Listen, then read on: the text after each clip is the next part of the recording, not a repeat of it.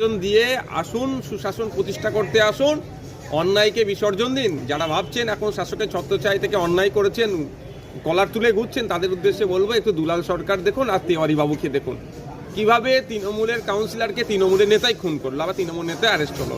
এটা একটা ঘটনা নয়, এ ধরনের প্রতিনিয়ত এ ধরনের ঘটনা ঘটে যাচ্ছে, যেগুলো মিডিয়া হাইলাইট হচ্ছে, সেগুলো নিয়ে চর্চা হচ্ছে। বকটুয়ের কথা দেখুন, ভাদু শেখ থেকে শুরু করে আনারুল থেকে শুরু করে যেগুলো খুন হয়েছে বা যেগুলো অ্যারেস্ট হয়েছে, আপনার কাস্টাডি দিয়ে মারা গিয়েছে, সবই দেখে তৃণমূলের। আর আগামী দিনে যারা কনভিক্টেড হবে তারা প্রত্যেকে তৃণমূলের হবে। এই যে এরা নিজেদের মধ্যে লড়াই করে মরছে, এটা লড়াইটা শুধু হচ্ছে এই ভাগ বটরার লড়াই, আদর্শের লড়াই নয় এটা। বাংলাদেশ মিডিয়ায় প্রচারিত খবর ভুল দাবি ভারতীয় সীমান্তরক্ষীর বাহিনী।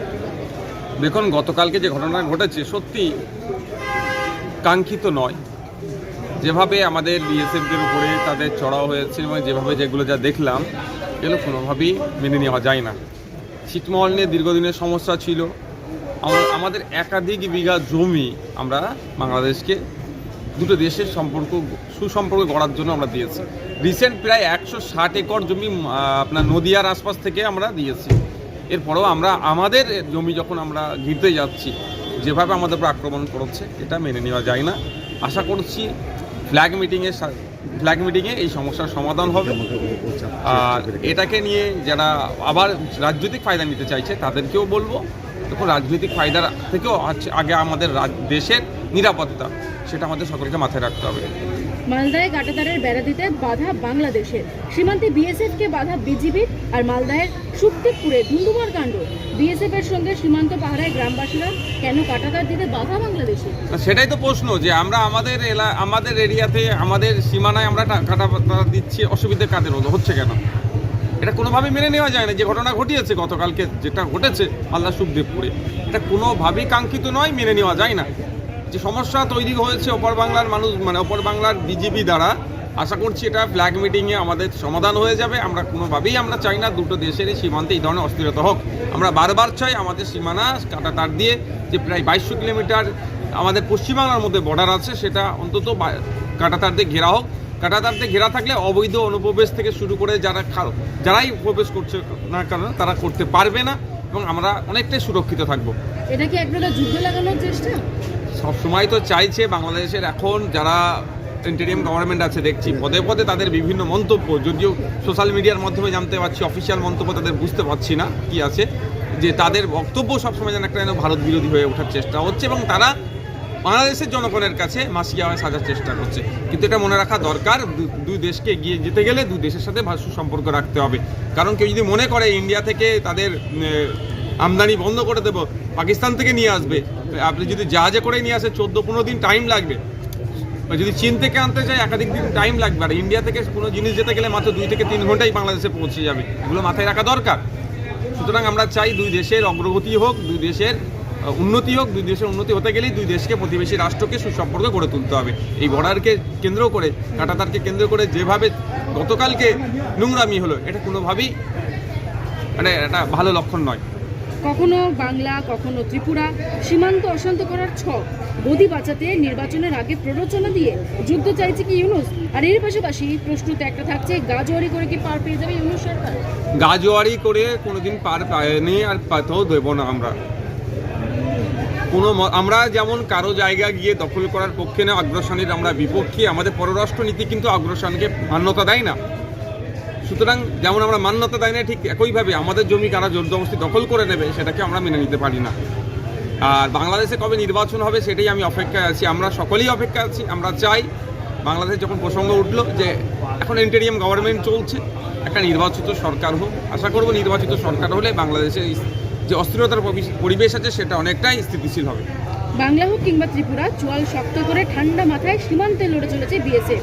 আর প্রতিরোধের মুখে এই বিএসএফ এর বিরুদ্ধেই নাকি অনুপ্রবেশকারীদের ঢোকানোর অভিযোগ করেছিলেন মমতা বন্দ্যোপাধ্যায় এবং অভিষেকরা। কেন সীমান্তে বিএসএফ এর সঙ্গে অসহযোগিতা রাজ্যের? দেখুন, যারা বিএসএফকে দোষ দেয় বা অনেক ক্ষেত্রে পুলিশকে দোষ দিচ্ছে, আমি সকলের উদ্দেশ্যে বলবো বিএসএফও আমাদের, পুলিশও আমাদের। হ্যাঁ, এই এজেন্সিগুলোকে কোনো জায়গায় রাষ্ট্র পরিচালনা করছে, তো কোনো জায়গায় রাজ্য পরিচালনা করছে। আমরা এদেরকে আরও বেশি অত্যাধুনিক কীভাবে গড়ে তুলবো তা নিয়ে আমাদের আলোচনা করা দরকার। আমরা একবারেও বলছি না সীমান্তে যে সমস্ত এলাকায় বিএসএফের প্রেজেন্স সম্ভব হচ্ছে না, সেই জায়গায় ড্রোন উড়িয়ে কিভাবে নিরাপত্তার ব্যবস্থা করা যায়, সেখানে আরও অত্যাধুনিক ক্যামেরা বসিয়ে কিভাবে সেগুলো দেখভাল করা যায় তার ব্যবস্থা করা দরকার। তা না করে আমরা শুধু একে অপরকে দোষ দেওয়াদি করছি। এই দোষ দেওয়াদি দেওয়া বন্ধ করা হোক। পুলিশও তো আমাদের, বিএসএফও তো আমাদের, কেন আমরা তাদের নামে বাজে মন্তব্য করব, তাদেরকে অপদার্থ কেন মানে বলতে যাবো? এটা কোনোভাবেই মেনে নেওয়া যায় না। যেভাবে বিএসএফকে দেখে দেওয়া হচ্ছে বা পুলিশকে অনেক ক্ষেত্রে দেখে দেওয়া হয়, এটা মেনে নেওয়া যায় না।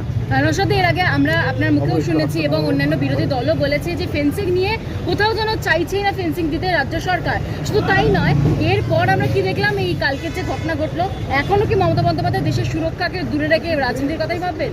দেখুন, এই ফেন্সিং নিয়ে কেন্দ্র রাজ্য তুতু ম্যায় হচ্ছে, এটা বন্ধ করতে হবে।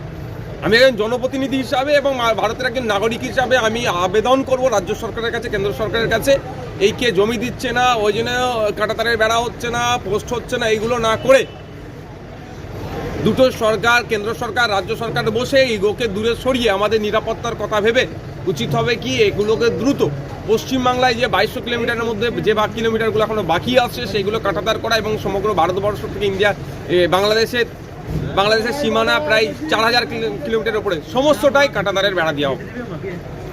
আজকে আপনি এসেছেন ম্যাংশাল কোর্টে, শওকত মোল্লার বিরুদ্ধে কি অভিযোগ? দেখুন, শওকত মোল্লা সাহেব বিভিন্ন সময় বিভিন্ন অবাঞ্ছিত মন্তব্য করে, অবাঞ্ছিত মন্তব্য করতে করতে চরম পর্যায়ে পৌঁছেছে। সে তার জবাব তো আমি, তিনি যে অবাঞ্ছিত মন্তব্যে আমাকে আক্রমণ করেছে, আমি তো সেই অবাঞ্ছিত মন্তব্য দিয়ে তাকে আক্রমণের প্রতি উত্তর দিতে পারি না। আমি এর উত্তরটা আইনের মাধ্যমে দেব এবং আমার সম্পর্কে যে বাজে মন্তব্য করেছে আইনের মাধ্যমে আমি কোর্টের মাধ্যমে জানতে চাইবো তার প্রমাণ। যদি না দিতে পারে আইন বিচার ব্যবস্থা তাকে যা শাস্তি দেবে তাকে মানতে হবে।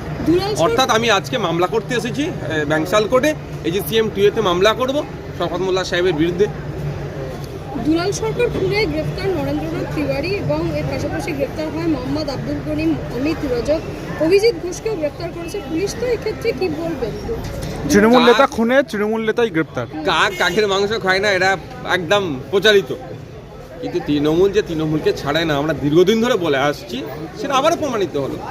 এখনও যে ভাইয়েরা তৃণমূল করছেন তাদের উদ্দেশ্যে বলবো, ওইগুলোকে বিসর্জন দিয়ে আসুন, সুশাসন প্রতিষ্ঠা করতে